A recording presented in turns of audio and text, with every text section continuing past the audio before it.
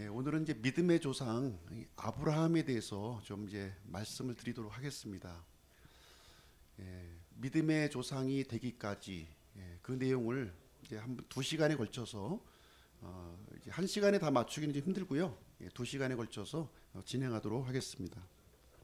먼저 이 아브라함이 어떤 사람인가? 이 아브라함은 성경에 모든 믿는 자의 조상이 되었다 이렇게 얘기하고 있습니다. 우리가 아브라함하고 혈연 관계도 없는데 우리 믿는 자들의 조상이 되었다고 성경은 우리에게 말씀해주고 있습니다.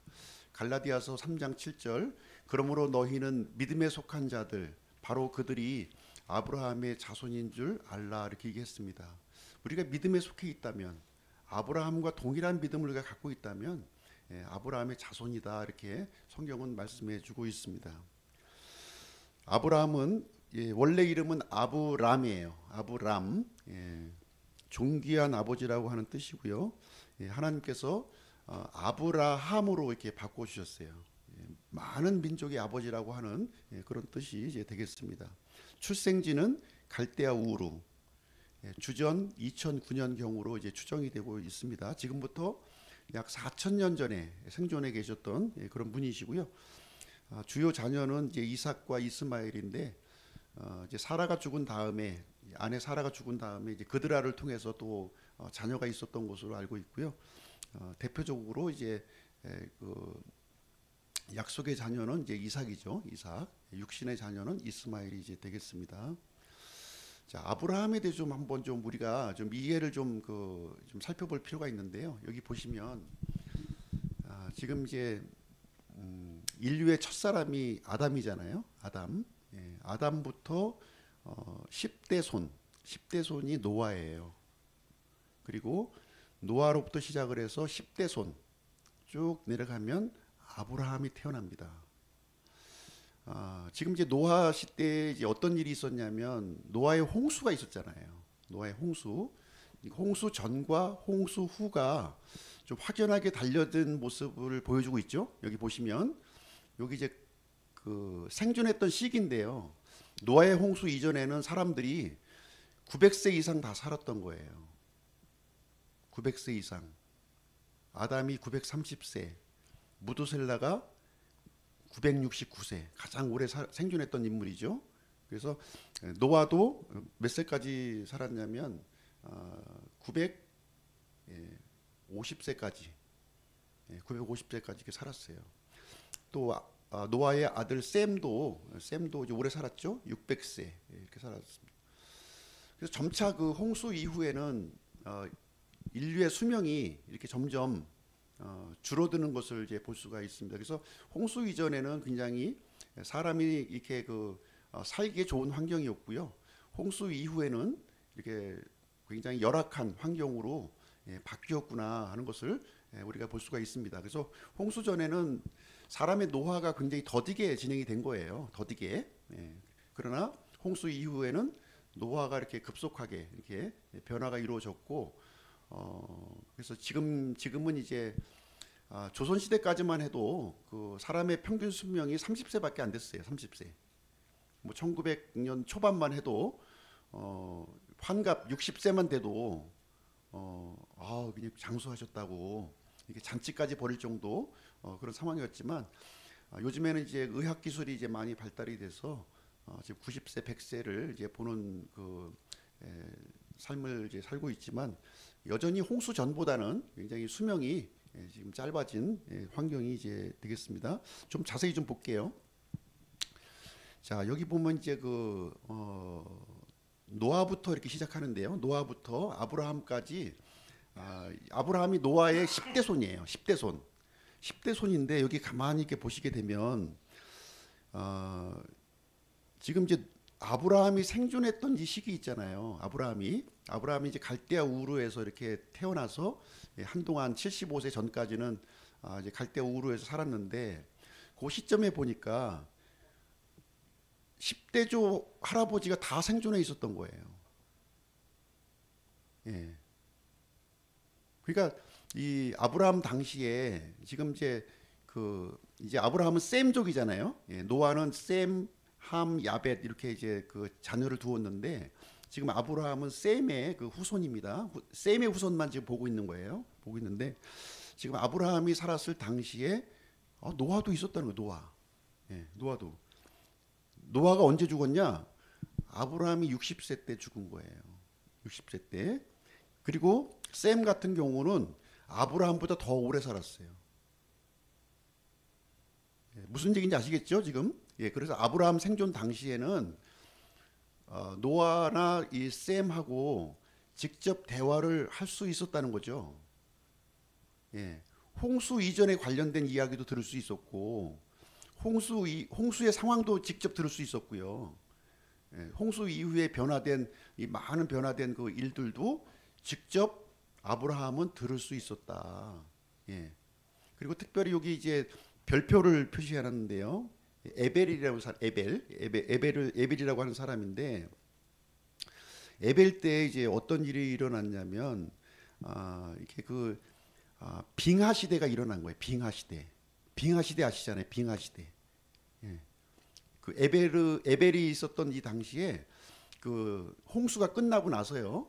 빙하 시대가 이제 온 거예요. 빙하 시대. 빙하 시대가 이제 어떻게 오냐면 지난번에 우리 습설이 왔잖아요. 습설. 예, 습설이 온 이유가 뭐냐면 물론 이제 눈이 많이 온 경우도 있지만 특수한 환경이 조성이 되면 이렇게 습설이 오는 겁니다. 그래서 이 서해 바다가 평상시보다 좀 뜨거워진 겁니다. 바다가 뜨거워지니까 어떻게 됩니까? 수증기가 이렇게 올라가잖아요. 수증기가 올라가는데 수증기가 올라가면 이제 11월 지금 이제 한 20일 넘어서 이제 그 시점으로 제가 알고 있는데 이게 이제 동결이 되는 거죠. 동결이 돼서 이제 밑으로 떨어지는데 이 한반도 양쪽으로 이제 고기압이 이렇게 형성이 되다 보니까 구름이 이제 계속 머물러 있었고 중부 지역에 아주 집중적인 폭설, 그것도 습기를 머무른 폭설이 내려서 굉장히 아마 우리 고통을 받았던 그런 경우를 겪었습니다. 지금 이제 이 노아의 후손이 있었던 그 당시에도 그런 일이 일어난 거예요. 이게 막 화산 폭발이 일어나고 전 지구적인 대격변이 일어났잖아요. 그러니까 바다가 뜨거운 바다가 된 거예요. 지금보다 더 뜨거운 바다. 그러니까 어떻게 됩니까? 이 수증기가 올라가잖아요. 수증기가 올라가고 또 이 대기는 어떻게 되어 있냐면 화산재로 이렇게 덮어져 있는 거예요. 화산재 아시죠? 화산재가 대기권을 이렇게 아주 시커멓게 덮고 있는 겁니다. 그러니까 이제 그 눈이 되어서 이렇게 내려오게 되고 그래서 눈이 쌓여서 이렇게 북극 쪽하고 남극 쪽이 이렇게 눈으로 쌓이게 되는 그런 현상이 일어나는 이런 빙하 시대를 이제 우리가 좀 유추해 볼 수가 있는 겁니다. 그래서 여기에 대한 내용을 이제 자세히 얘기할 수는 없지만 홍수로 인해서 이 지각 변동이 많이 생겨났고 또 굉장히 우리가 살고 있는 이 환경이 굉장히 열악한 환경으로 이렇게 될 수밖에 없었구나. 그래서 사람들이 그 아라랏산 주변에 처음에 이제 거주했었는데 더 이상 거기서는 이제 추우니까 거주할 수가 없는 거잖아요.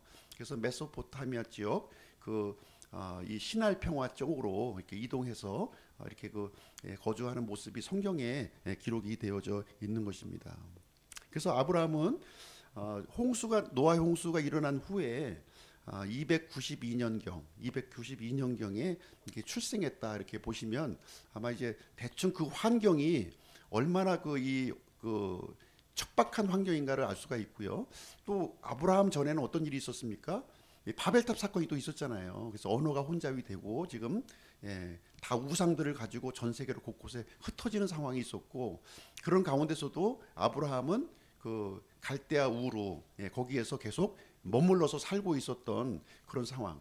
모든 사람이 우상으로 다 지금 지금 그 하나님을 대적해서 떠나가고 있는데 아브라함의 가정마저도 우상을 섬기고 있었잖아요. 아버지 데라가 이제 우상을 섬기고 있었고 그 집안에서 태어났는데 그러나 아브라함만큼은 이제 여러 가지 이제 노아로부터 셈으로부터 믿음의 사람으로부터 이렇게 말씀을 이제 전해 듣게 되고 하나님의 말씀에 귀를 기울이는 그런 사람이었다 하는 것을 여기서 이제 말해주고 있는 대목이 이제 되겠습니다. 그래서 이제 아브라함은 우르에 있었던 거예요. 우르에서 태어났고 한동안 거기서 이제 자라났던 것이죠. 그리고 이제 유프라테스 강과 티그리스 강이 이제 있었는데 거기서 이제 이 하란이라는 지역으로 이동합니다.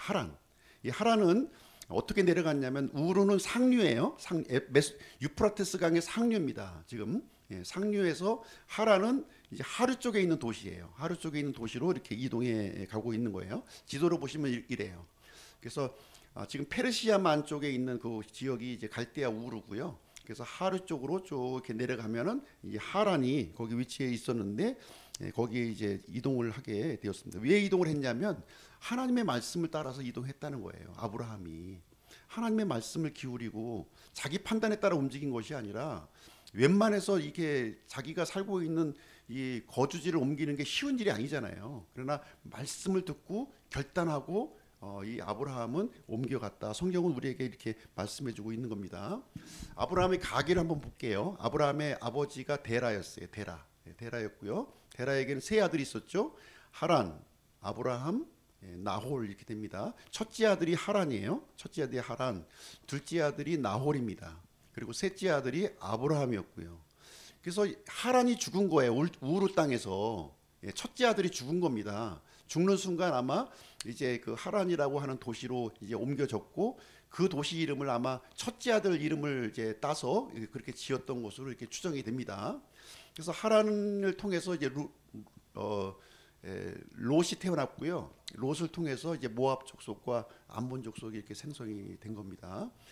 그리고 이제 아브라함은 이제 여종 하가를 통해서 이스마엘을 이제 이렇게 보았고요. 그리고 이제 아내 사라를 통해서 이삭이 이제 태어났습니다. 이삭을 통해서 에서와 야곱, 에서를 통해서는 에돔과 아말렉 족속, 야곱을 통해서는 이스라엘 족속 이렇게 이제 인구가 이렇게 번성해 나가게 된 것입니다. 나홀을 통해서는 이제 리브가가 이제 태어난 거죠. 리브가 라반 이야기 기억하실 겁니다.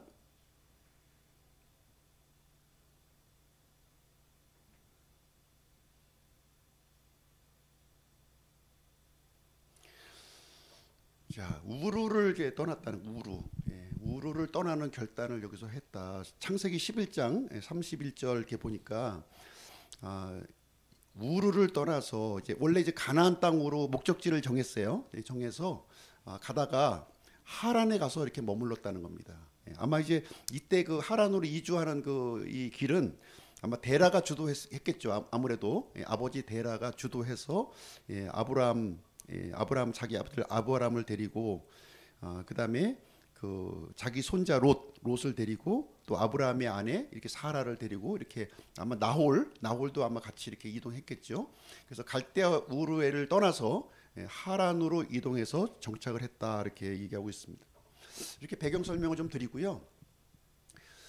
이 아브라함이 믿음의 조상이 되기까지 오늘 어떤 과정을 겪었는가 하는 것을 같이 한번 살펴보도록 하겠습니다. 첫 번째는 이제 비전의 시험이고요. 두 번째는 기근의 시험, 세 번째는 갈등의 시험. 이런 하나님께서 주시는 이 시험을 통해서 이렇게 아브라함이 믿음의 사람으로 이렇게 우뚝 서게 된 것입니다. 그래서 하나님께서 우리 믿는 사람을 이렇게 시험하시는 이유가 어디에 있는가 하는 내용을 같이 한번 살펴보도록 하겠습니다. 첫 번째 이제 비전의 시험인데요. 하나님께서 창세기 12장 1절부터 3절까지 말씀을 보게 되면 아브라함에게 이제 주신 말씀이에요. 이 말씀을 듣고 이제 자기가 살던 그 고향 땅을 떠나서 이렇게 이주하는 결단을 하게 된 겁니다.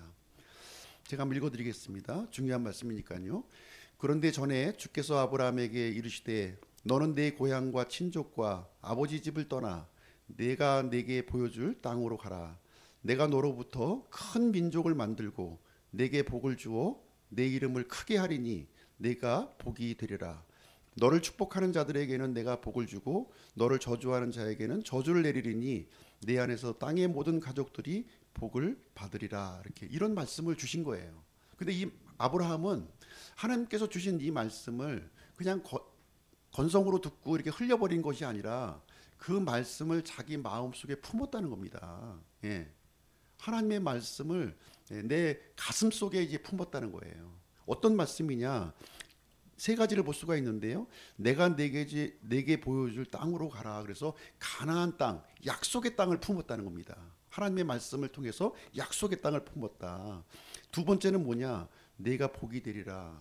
내 후손이 큰 민족을 이루겠다는 겁니다. 큰 민족. 이 큰 민족이라고 하는 것은 인구수가 많은 것을 큰 민족이라고 얘기하지 않아요. 성경은 영향력, 예, 하나님의 그 증인으로 삼을 그 민족, 특별한 민족을 하나님께서 너를 통해서 만드시겠다는 거예요. 그래서 여기 2절 말씀 무슨 얘기하고 있냐면 이 아브라함은 하나님의 말씀을 듣고 이스라엘을 품은 겁니다. 이스라엘. 하나님께서 구별하신 민족, 예, 하나님을 섬기는 민족, 그 이스라엘을 마음속에 품었다 지금 하는 것입니다. 세 번째는 내 안에서 땅의 모든 가족들이 복을 받으리라 이렇게 하고 있습니다. 내 안에서 복을 이제 모든 가족, 모든 민족들, 예, 모든 민족들이 복을 받는다는 거예요. 이 얘기는 무슨 얘기냐면 너를 통해서 메시아를 보내겠다 이 얘기를 하고 있는 거예요. 예, 메시아를 품은 겁니다. 메시아. 약속의 땅을 품고, 예, 구별된 민족 이스라엘을 품고, 예, 하나님께서 보내주실, 예, 그 복의 근원이 되신 예수 메시아를, 예, 마음속에 품었다 이렇게 얘기하고 있습니다. 그래서 이 아브라함은요 하나님의 말씀을 듣고, 예, 이 비전을 공유한 겁니다. 하나님하고 약속의 땅 이스라엘 이 메시아를, 예, 모든 사람들이 아브라함이 살고 있었던 이 당시에는 모든 사람들이 하나님으로부터 돌아서서 우상으로 향하고 있었던 그런 때였어요. 유일하게 아브라함만이 하나님의 말씀에 귀를 기울였고 하나님께서 주시는 그 말씀을 마음속에 품었다. 그 말씀을 따라서 이제 약속의 땅으로 이동해 가는 이 아브라함의 모습을 성경은 우리에게 알려주시고 있는 것입니다. 아브라함은요 이 말씀을 붙들었어요. 말씀을. 네, 성경이 분명하게 창세기 12장 4절 얘기하고 있습니다. 이에 아브라함이 주께서 자기에게 말씀하신 대로 떠났고 롯도 그와 함께 갔는데 아브라함이 하란을 떠날 때 그는 75세였다 이렇게 하고 있습니다. 네, 75세. 예. 주께서 하나님께서 자기에게 말씀하신 자기 생각대로 임의로 움직인 것이 아니라 말씀하신 그 의지에서 지금 이제 움직여 갔다 지금 얘기하고 있습니다. 그래서 하나님의 이 약속을 보면요 두 가지 측면을 우리가 좀 생각해 봐야 돼요. 하나님의 약속은 미래적 측면이 있고 현재적 측면이 있습니다. 미래적 측면이에요. 지금 하나님께서 아브라함에게 그 하신 그 이 약속의 말씀은 당장 손에 잡히는 것도 아니고요 보이는 것도 아니죠. 장차 주시겠다는 거예요. 장차 주시는 것을 이제 아브라함은 확정적 사실로 받아들인 겁니다. 하나님께서 말씀하셨으니 당연히 이루어진다고 지금 이제 이 믿은 거예요. 이 믿음의 측면이 있는 것이고요. 하나님의 약속에 대해서는 두 번째는 현재적 측면이 있다는 겁니다. 하나님의 약속을 내 것으로 만들기 위해서는 반드시 치러야 할 대가가 있다는 거예요. 그래서 확정적 사실로 받아들일 뿐만 아니라 내가 치러야 할 이 대가를 치러야 된다는 거예요. 하나님의 약속은 이걸 요구하는 겁니다. 예.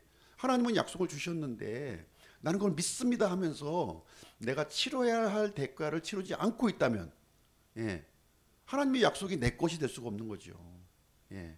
하나님의 약속을 내 것을 만들기 위해서는 이 두 가지 사실, 예, 확정적 사실로 받아들이고 내가 치러야 할 대가를, 예, 기꺼이 치를 수 있어야 된다는 겁니다. 그랬을 때 내 거가 되는 거예요. 그래서 오늘날 예수님을 믿는다고 하는 사람들이 많지만, 예, 지금, 예, 치러야 할 대가를 치르지 않는 사람들이 많이 있잖아요. 그렇죠? 그런 사람들 보는 거예요.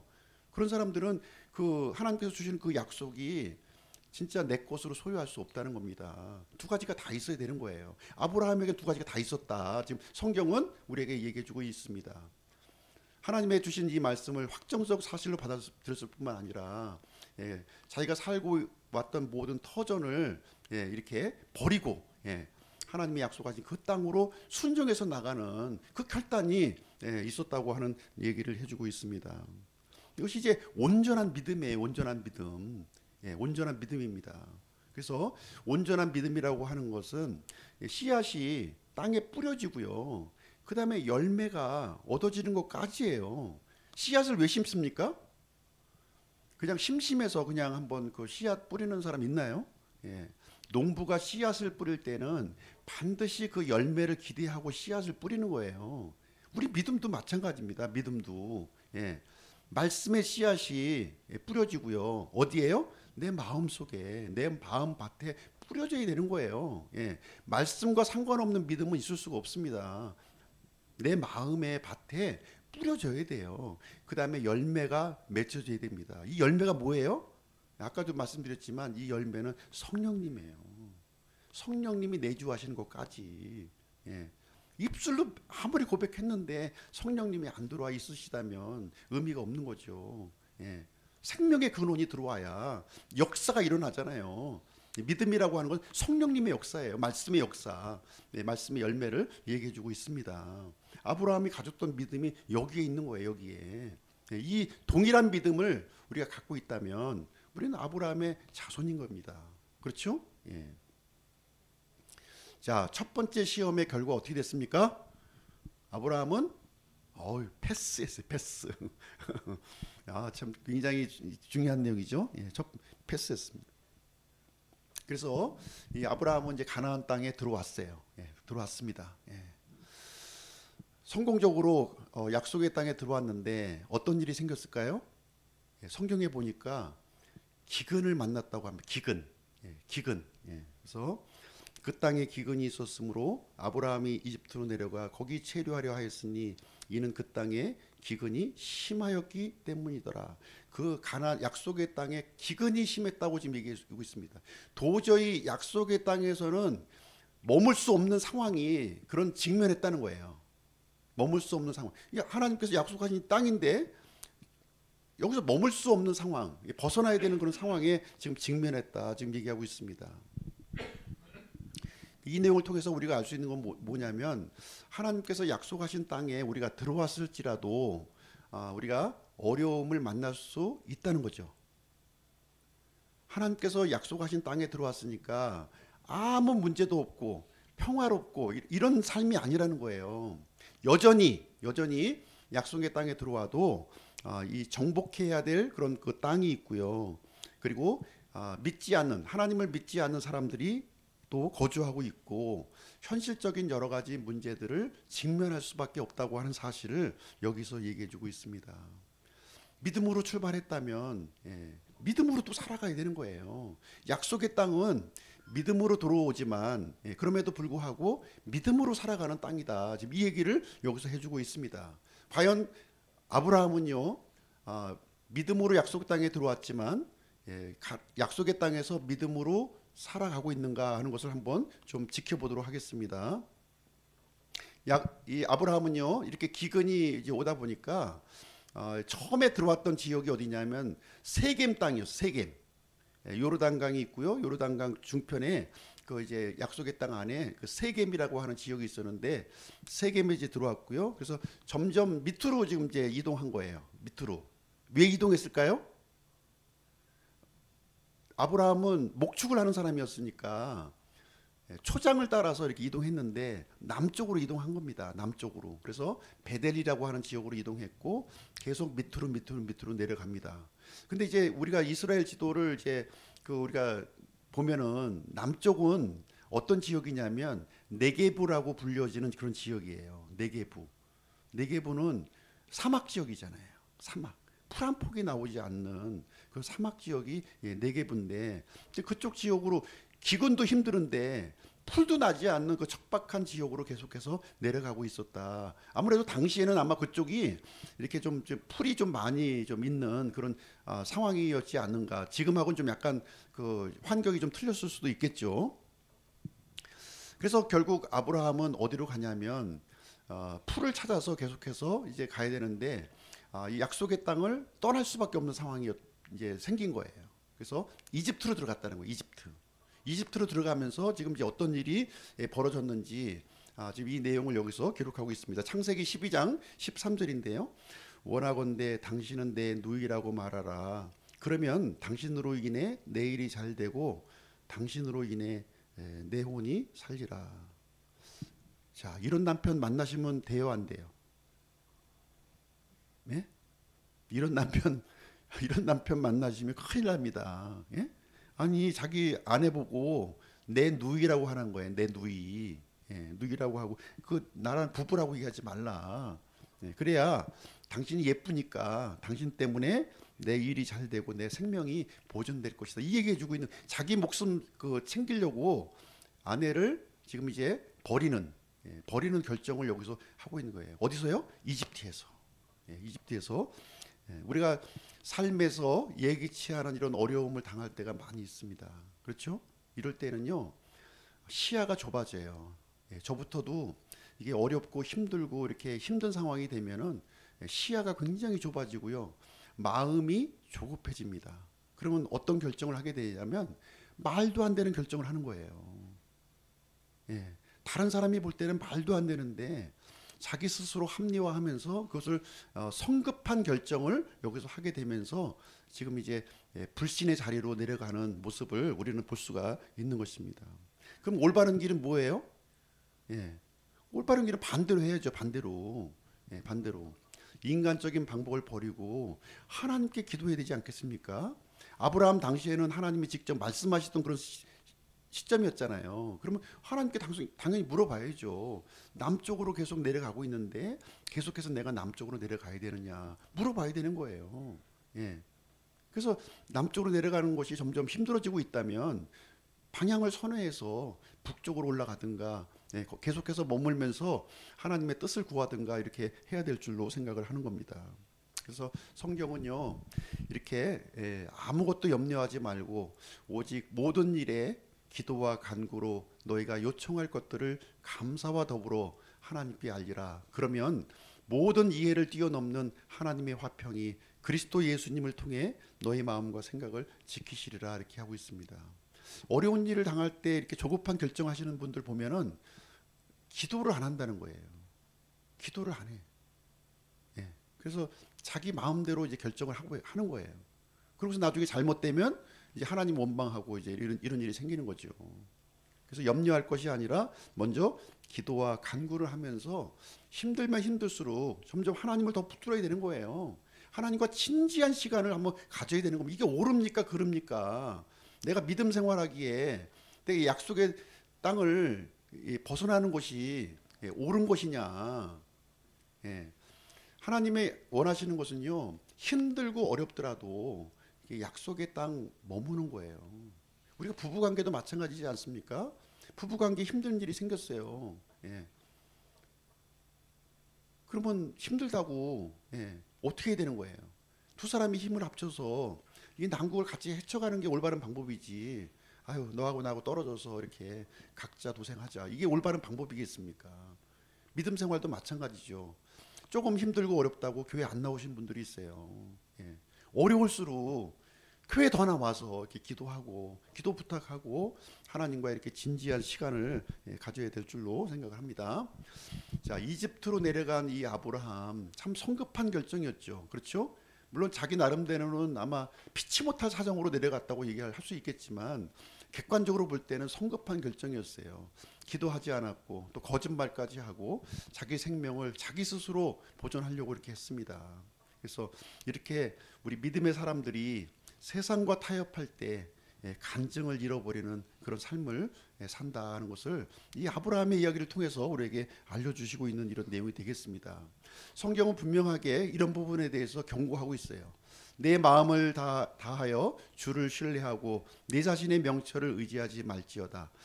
내 모든 길에서 그분을 인정하라. 그리하면 그분께서 내 행로들을 지도하시리라 이렇게 하고 있습니다. 어려움을 주신 대로 하나님께서 어려움을 주시는 이유가 있는 거예요. 그 이유를 발견해야죠. 물어봐야 되는 겁니다. 예. 그래서 이 어려움이 생기면 생길수록 주어진 일에 최선을 다하고 특별히 중요한 결정을 할 때는 이때 하시면 안 돼요. 이때 어려울 때 하시면 안 됩니다. 이 감정이 내가 격해 있을 때, 감정이 막 상해 있을 때 결정하시면 안 돼요. 뭔가 이런 것 모든 것들이 좀 이렇게 수면 아래로 가라앉아 있을 때 이런 결정을 해야 되는 것이지, 감정이 이렇게 막 격해 있고 막 그 힘들고 어려운 이런 상황 속에서 이렇게 이럴 수밖에 없어 하는 이런 논리를 가지고 결정하면 잘못된 결정을 하기가 쉽다. 특별히 어려울 때일수록 이렇게 약속의 땅에 계속 머무는 것, 믿음 가운데 머무는 것이 너무나 중요한 거예요.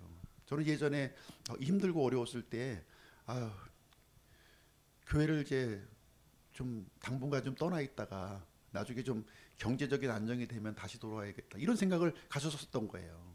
그러다 보니까 그 시간이 점점 길어지고 상황이 더 좋아지는 것이 아니라 더 나쁜 상황으로 이렇게 떨어지는 것을 저는 경험했거든요. 그렇죠? 예. 그래서 힘들고 어렵더라도 이렇게 약속의 땅, 믿음의 자리에 이렇게 거하는 것이 거기서 하나님께서 보여주신 그 길이 좀 약간 더딜지라도 이유가 있는 거거든요. 그런 상황에 처해주게 하신 이유가 그것을 우리가 이렇게 했으면 좋겠습니다.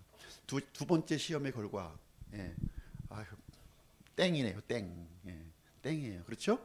아브라함도 느꼈을 거예요. 이거를 철저하게. 우리 실패를 통해서 배우는 사람들입니다. 실패를 통해서. 근데 실패도 우리가 두려워할 필요는 없어요. 실패했다고 좌절하거나 낙심할 필요는 없다는 거예요. 우리 믿는 사람에게는 절대로 실패하고 이렇게 잘못해도 낙심할 필요가 있어요. 다시 일어나시면 돼요. 다시. 예. 자, 잠언 24장 16절. 의인은 7번 넘어져도 다시 일어나지만 사악한 자들은 넘어져 악한 일에 빠지리라. 의인은 7번 넘어져도 다시 일어난다는 거예요. 예. 어떻게 다시 일어납니까? 하나님이 일으켜 주신다는 거예요. 하나님의 도우심으로 일어날 수 있다는 거지 내 스스로 일어날 수는 없는 거예요. 예. 하나님의 도우심이 있다. 의인은 비록 의인이라고 해서 안 넘어지는 게 아닙니다. 넘어져요. 예. 실수할 수가 있습니다. 아브라함처럼. 그럼에도 불구하고 하나님을 이렇게 붙들고 의지하면 다시 일어날 수 있다. 회복할 수 있다는 것을 얘기해 주고 있는 것입니다. 그래서 실패는 새로운 시작점이죠. 좌절할 필요는 없습니다. 좌절할 필요는 없어요. 그래서 실패하는 순간 자신을 이렇게 돌아보는 시간을 갖고 실패를 통해서 또 배워야 될 것을 또 배우고요. 그 상황에서도 하나님께서 나와 함께 하신다. 그것을 우리가 이제 생각을 해야 될 줄로 생각을 합니다. 자, 이어서 세 번째 시험을 한번 보도록 할게요. 이제 이집트 땅에서 개망신 당하고 지금 이제 다시 약속의 땅으로 들어왔어요. 믿음의 자리로 이렇게 돌아왔습니다. 그런데 또 문제가 생긴 거예요. 또 문제. 어떤 문제가 생겼는지 한번 보도록 하겠습니다. 창세기 13장 7절이에요. 아브라함의 가축 목자들과 롯의 가축 목자들 사이에 다툼이 일어났고 또 그때 그 땅에는 가나안 족속과 브리스 족속이 거하였더라. 이렇게 하고 있습니다. 아브라함의 목자 그리고 롯의 목자 사이에 다툼과 갈등이 일어난 거예요. 다툼과 갈등이. 지금 보니까 먹고 살기는 좋아진 것 같아요. 지금 굉장히 먹고 살기는 좋아졌어요. 먹고 살기는 좋아졌는데 이 내분이 일어나는 내분이 일어나는 상황이 이제 벌어지게 되었습니다. 그래서 이런 상황을 지금 누가 지켜보고 있었냐면 가나안 족속과 브리스 족속들이 지켜보고 있었다는 거예요. 이게 믿지 않는 사람들은 우리 믿는 사람들을 이렇게 주의 깊게 관찰하고 있구나 하는 것을 좀 이렇게 의식이 됩니까? 의식하셔야 돼요. 믿지 않는 사람들은요, 믿는 사람들이 어떻게 행하는지 지켜보고 있다니까요. 우리 회식 자리에서 너 교회 다니지? 응? 교회 다니지? 술을 한 잔만 먹어봐. 한 잔만 먹어봐. 그런다고요. 다 먹어. 장로도 먹고 뭐 저 집사도 목사도 먹더라야. 다 먹어봐. 하지 못해서 이제 받아 먹으면 이제 그때부터는 교회에 가짜야 다. 다 가짜야 다. 네가 증명하잖아. 이렇게 하는 거예요. 그렇습니다. 믿지 않는 사람은 우리가 이 어려움 가운데 처해 있을 때 어떻게 행하는지를 지켜보는 거예요. 또 잘 나갈 때 또 어떻게 하느냐. 그 모습이 굉장히 궁금해요. 똑같네 했을 때는 우리가 믿는 하나님을 절대로 그 사람들은 받아들이지 않습니다. 다른 모습을 보였을 때 그 사람들이 감동하고 그 자리에서는 이렇게 좀 이게 질타를 할지 모르겠지만 속으로는 내가 언젠가는 믿어야 되겠다. 저 사람처럼 이런 생각을 갖게 되는 겁니다. 그래서 믿는 자의 역할이 굉장히 중요한 거죠. 우리가 우리도 연약한데 우리도 배가 고프면 밥 안 먹으면 배고프고 돈 없으면 이게 궁핍할 수밖에 없는 건데 그렇다고 똑바로 올바르게 얘기한들 그러면 그거를 믿지 않는 사람들은 어떻게 보냐고요. 참 이게 어려운 겁니다. 어려워요 지금 삶이. 근데 하나님께서 우리를 세상의 빛으로 이렇게 삼아 주셨다는 겁니다. 세상의 빛. 그렇죠? 그래서 하나님과 세상 사이에 그 통로를 하나님을 할 수 있는 유일한 통로가 뭡니까? 말씀인데, 말씀인데 믿지 않는 사람들이 말씀을 보냐고요. 믿는 사람도 안 보는데 그렇잖아요. 그 믿지 않는 사람이 하나님을 볼 수 있는 유일한 길이 뭡니까? 믿는 사람을 통해서 보는 건데 믿는 사람들이 부패해 있으면 하나님을 절대로 발견할 수 없는 일이 생겨난다. 그래서 우리 믿는 자의 역할, 이 사명이 너무나도 중요하다는 거예요. 그 결정이 중요하고 그 판단이 중요하고 그 삶이 너무 중요하다. 이것을 우리가 좀 염두에 두고 율법적인 사람이 되라고 하는 것이 아니에요. 우리가 진실된 약하면 약한 대로 진실된 모습을 보였을 때 그것을 통해서 믿지 않는 사람들은 하나님을 발견할 수 있다는 것입니다. 그래서 하나님께서는 우리에게 시험을 주시는 거예요. 그래서 시험을 그래서 주시는 겁니다. 시험을 주셔야지 이런 부족한 부분들이 이렇게 개선이 되고 교정이 되는 거예요. 시험을 안 줘봐요. 그냥 뭐 문제가 없는 줄 알고 살 거 아닙니까? 그래서 하나님께서는 우리 믿는 사람들에게 아브라함을 시험을 이렇게 하셨듯이 우리 믿는 사람들에게도 계속해서 시험의 환경을 우리에게 부여해주고 있다고 하는 사실을 이렇게 좀 보셔야 되는 거예요. 그거를 하나님이 이런 상황에서 내 믿음을 좀 보길 원하시는구나. 내가 어떻게 해야 되는 것이 올바른 것인가 하는 것을 보아야 되는 겁니다. 그래서 하나님은 우리의 마음을 단련하시는 분이라는 거예요. 도가니는 은을, 용광로는 금을 재련하지만 하나님께서는 우리 마음을 이렇게 단련하시는 분이시다. 성경은 우리에게 말씀해주고 있습니다.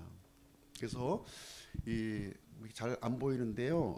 어려운 시기에서는 생존이 최우선이잖아요. 생존. 먹고 사는 문제가 최우선이다 보니까 힘을 합쳐요. 이때는요. 먹고 살기 힘들 때는 아브라함과 롯이 힘을 합쳤을 거 아닙니까? 힘을 합쳐서 이 난국을 해처하고 하나님을 신뢰했을 거예요. 그러나 여유로운 시기는 더 이상 생존이 문제가 아니야. 이제는 소유가 우선이에요. 이제 여유로우면은 가진 것에 만족하지 않고 더 많이 가지려고 그런단 말이에요. 그러다 보니까 내 개인이 목표야. 공동의 목표보다도 내 몫이 많아져야 되는 것을 원한단 말이에요. 그러다 보니까 경쟁의식, 비교의식에 빠지게 된다는 겁니다. 이럴 때 해결할 수 있는 방법은 나를 내려놓는 방법입니다. 나를 내려놓으셔야 돼. 이때는 서로 각자의 몫을 이렇게 막 이게 주장했을 때에는 또 이것은 이 잘못된 길로 갈 수 있다는 것을 보여주고 있습니다. 그래서 그리스도인에게 주어진 자유, 이 자유는 죄를 짓는 자유가 아니라는 거예요. 죄를 마음대로 져도 좋다. 구원받았으니까 교회 안 나와도 되고 예배 안 드려도 된다. 이런 자유는 하나님께서 주신 일이 없어요. 하나님께서 이 주신 자유는 이제 죄악 속에 빠져있던 우리들을 이제 의를 행할 수 있는 자유 우리에게 부여해 주셨다는 겁니다. 갈라디아서 5장 13절 형제들아 너희가 해방의 자유를 누리도록 부름을 받았지만 해방의 자유를 단지 육신을 위한 기회로 쓰지 말고 오히려 사랑으로 서로를 섬기라. 그렇죠? 이렇게 하고 있습니다. 이 자유를 가지고 이제 육신의 기회로 삼지 말고 내가 편하고 이렇게 그런 잘못된 일을 하는 것을 이렇게 면허증으로 생각하지 말고 서로 섬기는 일에 이 자유를 사용하라고 이렇게 얘기하고 있습니다. 그래서 그리스도인에게 주어진 자유는 절제된 자유입니다. 이 방종이 아니라 절제된 자유를 우리에게 요구해주고 있다. 고린도전서 10장 23절도 동일한 얘기 해주고 있어요. 모든 것이 나를 위해 적법하나 모든 것이 적절하지 아니하며 모든 것이 나를 위해 적법하나 모든 것이 세워주지는 아니하나니. 우리는 이 적법한 것으로 나의 몫을 얼마든지 주장할 수 있는 거예요. 그렇지만 그거보다는 이렇게 모든 것이 적절한 것을 생각해보고 세워주는 것인가 하는 것들을 이렇게 염두에 두라고 좀 한 차원 더 높은 그런 모습을 보이라고 이렇게 얘기해주고 있습니다. 자, 그러면 이 그 아브라함의 목자와 롯의 목자 사이의 이 다툼을 아브라함은 어떻게 해결했을까? 예, 성경에 기록돼 있죠. 한번 그 모습 보겠습니다. 자, 화평의 결단을 내렸다는 거예요. 아브라함이 여기서 화평의 결단. 굉장히 유명한 말씀이죠. 이 말씀은 그죠? 이 굉장히 유명한 말씀이에요. 내 앞에 온 땅이 있지 아니하냐. 원하건대 너는 나와 갈라서라. 내가 왼쪽을 택하면 나는 오른쪽으로 가고 내가 오른쪽으로 떠나면 나는 왼쪽으로 가리라. 모든 선택권을 누구에게 줬어요? 롯에게 준 거예요. 조카 롯에게 준 겁니다. 누구의 권한이 더 많습니까? 아브라함의 권한이 더 많죠. 당연히. 예. 근데 아브라함이 자기 권한을 행사하지 않아요. 마땅히 누가 봐도 객관적으로 볼 때 아브라함이 먼저 선택하는 것이, 삼촌이 먼저 선택하는 것이 맞는데 적법하잖아요. 누가 뭐라 그러겠어요. 삼촌이 먼저 먹겠다는데, 아버지가 먼저 먹겠다는데 누가 뭐라 그러겠습니까? 근데 그 자리를 내려놓습니다. 그걸 내려놓는 거예요. 그래서 재산보다는 화평을 구했고요. 롯에게 우선권을 부여합니다. 우선권을. 자, 이 아브라함과 롯의 선택 기준이 이제 분명히 여기서 확연하게 달라집니다. 아브라함은 하나님을 신뢰했고요. 또 어쩔 수 없이 이 평야를 롯이 선택했기 때문에, 풀이 많은 평야 지역, 목축하기 좋은 지역은 롯이 선택했기 때문에 아브라함은 이제 산지를 선택할 수밖에 없었습니다. 그럼에도 불구하고 지금 이제 불리한 환경이지만 하나님의 인도와 약속을 믿는, 그것을 이제 더 중요한 가치로 여기게 됩니다. 그러나 롯은 그러지 않았어요. 아유 뭐 먼저 선택하라고 그랬으니까 내가 선택해야지. 보이는 땅을 신뢰하고 비옥한 평야를, 자기에게 유익이 되는 거, 즉각적인 유익을 위해서 그것을 아브라함이 이제 그 말을 하자마자 바로 선택하는 그 결정을 하게 되었습니다. 자, 이런 것을 통해서 이제 하나님께서는 이 믿음의 보상을 아브라함에게 다시 한번 부여해 주십니다. 창세기 15장 16절이에요. 땅의 복과 씨의 복을 주시는 겁니다. 땅의 복. 그런 결정을, 하나님의 마음과 합당한 그런 결정을 한 아브라함을 향해서 땅의 복을 영원히 주겠다. 그리고 씨의 복을 번성하게 해주시겠다 하는 약속을 다시 한번 아브라함에게 재차 확인을 해주게 됩니다. 그래서 세 번째 시험의 결과는 참 너무 우리도 너무 개운하지 않아요? 비록 손해는 봤지만, 물질적으로 손해는 봤지만 믿음에서 이렇게 그 성공한 아브라함의 모습을 우리는 보게 됩니다. 롯은 어떻게 됐을까요? 롯은 좋은 쪽을 선택했어요. 아주 이익이 되는 그런 쪽을 향해서 선택을 했습니다. 그 모습이 성경에 기록되어 있습니다. 아브라함은 가나안 땅에 거하고 롯은 그 평야의 도시들에 거하며 소돔을 향해 자기 장막을 쳤더라. 그러나 소돔 사람들은 사악하여 주 앞에 심히 큰 죄인이었더라. 이렇게 하고 있습니다. 목축이 용이한 땅 소돔을 향해서 이제 장막을 쳤는데, 이 소돔 사람들이 하나님 앞에서 큰 죄인이었다고 지금 얘기하고 있습니다. 그래서 이 롯은요, 이 조금씩 이렇게 그 이동해서 결국 소돔과 고모라 안으로, 도시 안으로 들어가는 롯의 모습을 우리는 보게 됩니다. 롯의 우선순위는 어디에 있었을까요? 비옥한 땅, 즉각적인 이득, 그리고 그 삼촌 아브라함으로부터의 독립 선언, 이거였죠. 그렇죠? 참 그동안 아브라함이 너무 나를 간섭했는데 이제 자유를 선언하자, 독립을 선언하자. 얼마나 자기 마음대로 다 할 수 있으니까. 독립은 그런 게 아닙니다. 독립은 그런 게 아니에요. 그런 식으로 독립을 하는 것은 성경적인 독립하고는 전혀 다른 내용입니다. 그래서 결국 롯은 아브라함과 떨어지면서 하나님께 돌아오는 길을 잃어버리고 마는 아주 불행한 결과를 맞이하게 되는 것입니다. 자, 그럼 지금까지 그 아브라함의 그 초기 성적표를 한번 볼게요. 초기 성적표. 첫 번째 시험은 패스했고요. 고향을 떠나는 시험이었죠.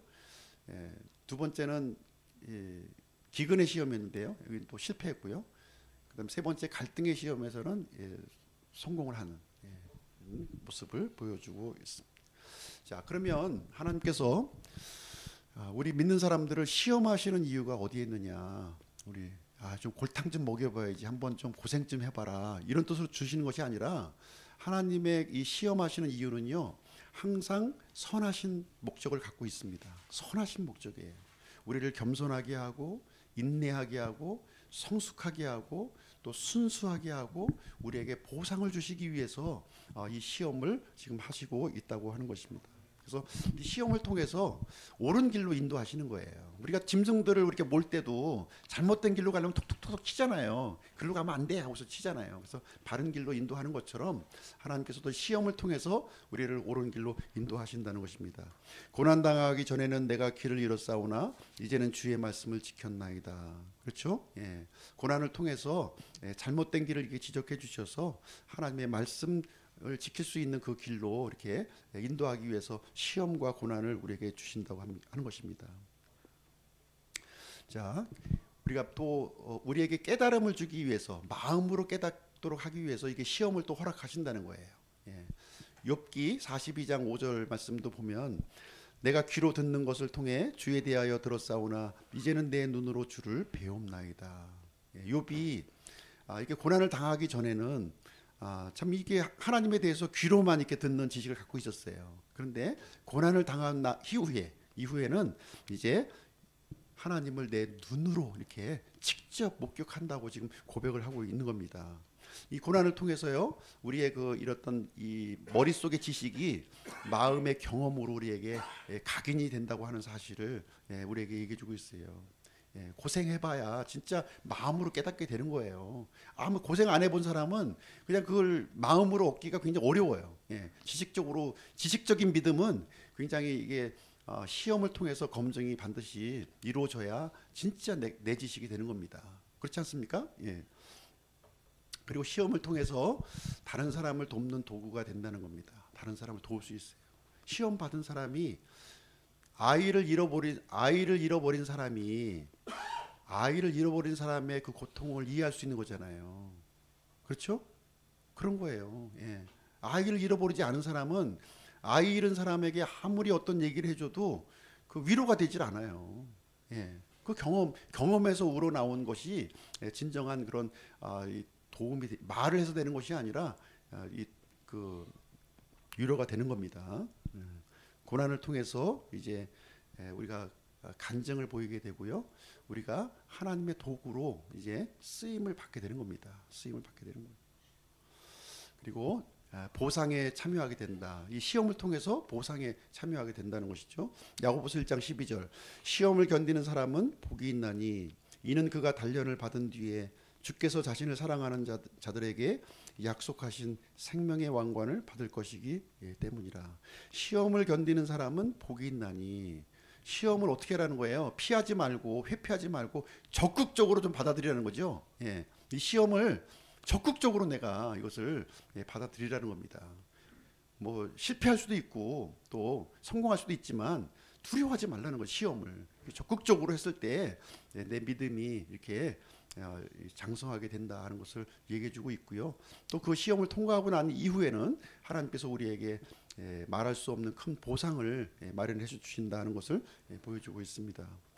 자, 결론을 내리도록 하겠습니다. 오늘 이제 이 아브라함이 믿음의 조상이 되기까지 초기의 그 모습을 우리는 보았어요. 초기의 모습.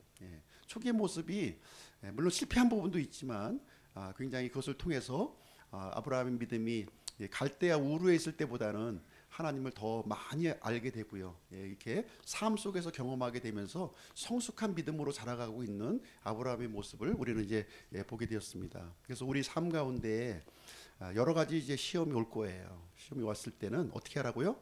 온전히 기쁘게 여기라는 겁니다. 회피하려고 하지 마세요. 그래서 이 시험은 우리의 믿음을 입증할 좋은 기회입니다. 그래서 평상시에 우리가 시험 준비를 잘한 사람들은 시험이 두렵지가 않은 거예요. 근데 시험 준비를 안 한 사람은 시험이 오면은 그 시험이 오기도 전에 이 두려운 마음이 들잖아요. 그죠? 그래서 우리가 평상시에 이런 이 시험을 대비한 우리 삶을 이게 차곡차곡 이렇게 해나가는 것이 너무 중요하다 하는 것을 오늘 이제 말해주고 있는 대목이 되겠습니다. 오늘은 이 아브라함의 믿음, 초기 믿음에 대해서 같이 살펴보는 시간 가졌습니다. 기도하고 마치도록 하겠습니다.